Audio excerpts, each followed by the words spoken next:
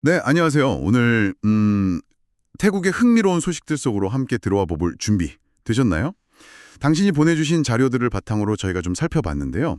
푸켓 관광 이야기부터 해서 기업들의 AI 도입, 그리고 미스 월더 소식, 또 공중 보건 문제까지 정말 다룰 게 많습니다. 네, 안녕하세요. 오늘 자료들이 참 태국의 현재를 다각도로 보여주는 것 같아요. 빛과 그림자라고 할까요? 그런 게 공존하는 모습인데 이 정보들이 당신에게 어떤 의미가 될지 같이 한번 파헤쳐 보죠. 좋습니다. 그럼 먼저 관광 이야기부터 시작해 볼까요? 이게 보니까 2025년 첫 4개월 동안에요. 푸켓 관광 수입이 무려 1,889억 9천만 바트. 남부 지역 전체 수입에서 차지하는 비중이 어마어마하더라고요. 정말 안다만의 진주답네요. 그렇죠. 워낙 해변이나 호텔, 해양 액티비티 같은 인프라가 세계적인 수준이니까요. 근데 흥미로운 건요. 푸켓이 물론 압도적이지만 그래도 수라타니, 코사모인 있는 곳이죠. 그리고 끄라비, 피피삼 있는데 이런 곳들도 그 천혜의 자연 덕분에 각각 2위, 3위를 하면서 나름 성장세를 보이고 있다는 점이에요. 아, 푸켓만 있는 건 아니군요. 네. 다만 전체 외국인 관광객 수는 작년보다 아주 살짝 한 2.5% 정도 줄긴 했어요. 그래도 중국, 말레이시아, 러시아, 인도, 한국 순으로 많이 왔고 특히 인도나 싱가포르 같은 단거리 시장이 회복세를 보이는 건 좀 긍정적인 신호로 볼 수 있겠죠. 그리고 어메이징 타일랜드 2025 캠페인이라든지 여행 절차 간소화 같은 노력도 하고 있고요. 아, 그러고 보니까 이런 지역 불균형을 좀 해소하려는 건지 태국 교통부가 새로운 정책을 내놨더라고요. 신규 노선, 신규 항공사 정책이요. 지방공항에 새로 비행기를 띄우거나 노선을 다시 열면 착륙료랑 주차료를 50%나 깎아준다고요? 그 꽤 큰데요? 네, 맞습니다. 이게 상당히 파격적이죠. 타일 라이온에어가 6월부터 우타파오 우돈타니 노선 같은 걸로 시범 운항도 한다고 하고요. 오, 이건 단순히 항공료 할인해주자 이런 차원을 넘어서요.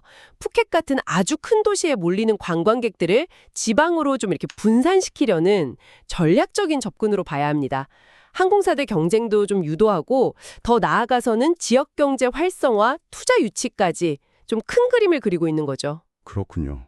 그럼 만약 당신이 태국 여행을 생각하고 있다면 이 정책 덕분에 좀 더 다양한 지역, 숨겨진 곳들을 합리적인 비용으로 가볼 기회가 생길 수도 있겠네요. 네, 그럴 수 있죠. 새로운 여행지를 발견하는 재미가 있을 겁니다. 자, 관광뿐 아니라 산업계 전반에서도 큰 변화가 감지됩니다. 특히 AI 도입, 이 움직임이 정말 예사롭지 않아요.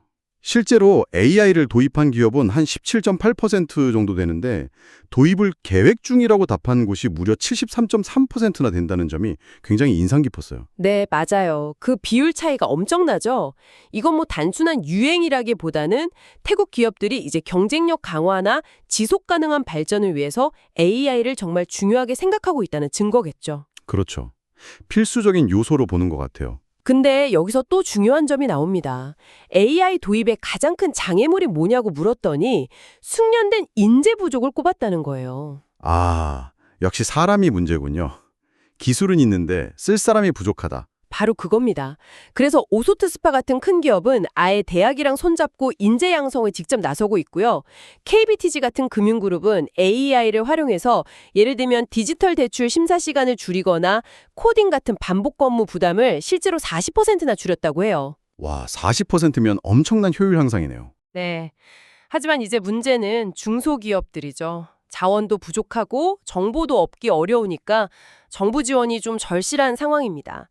그래서 AI 거버넌스 센터, AIGC라고 해서 AI를 좀 윤리적이고 투명하게 활용하기 위한 기구를 만들고 관련 법안도 준비 중이라고 합니다. 이런 노력들이 중요하죠. 그렇군요. 기술 발전의 이면에는 또 이런 고민들이 있네요. 근데 정말 기분 좋은 소식도 있어요. 수처타 추앙스리 씨, 애칭이 오파알이라고 하던데 이분이 태국 역사상 최초로 미스월드 우승자가 됐다는 소식입니다. 아, 네. 저도 봤습니다. 정말 대단한 일이죠. 네.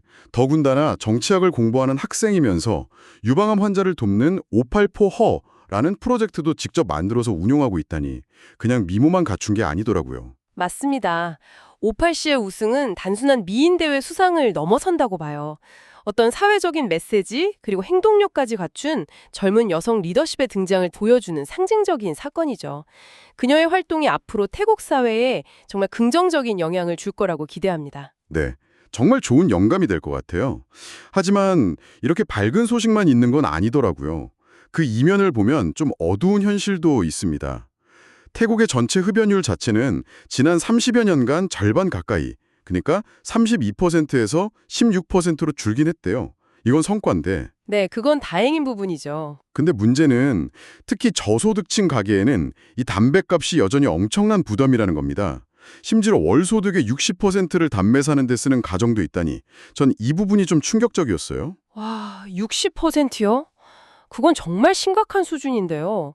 생계에 직접적인 영향을 미치는 거잖아요.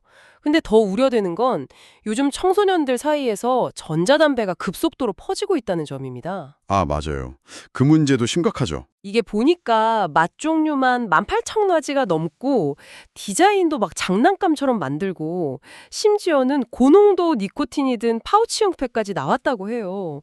아이들을 유혹하는 방식이 정말 교묘해졌어요. 18,000까지 맛이요? 정말 상상 초월이네요.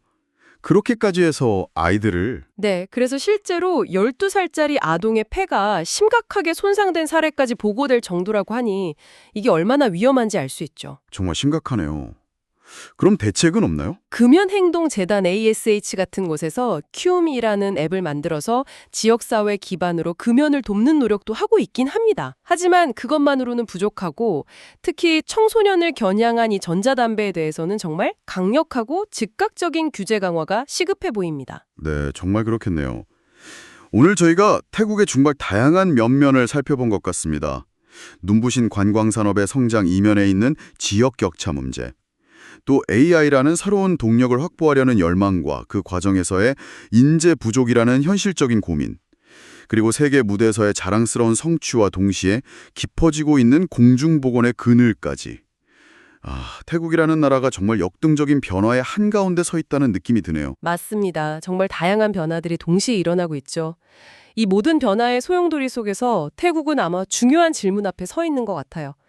기술 발전과 경제 성장을 계속 추구하면서도 어떻게 하면 동시에 모든 국민의 건강과 삶의 질을 조화롭게 향상시킬 수 있을까? 이것이 오늘 우리가 당신과 함께 던져보고 싶은 마지막 질문인 것 같습니다. 이 끊임없이 변화하는 페북의 모습 속에서 당신은 어떤 미래를 그리고 계신가요?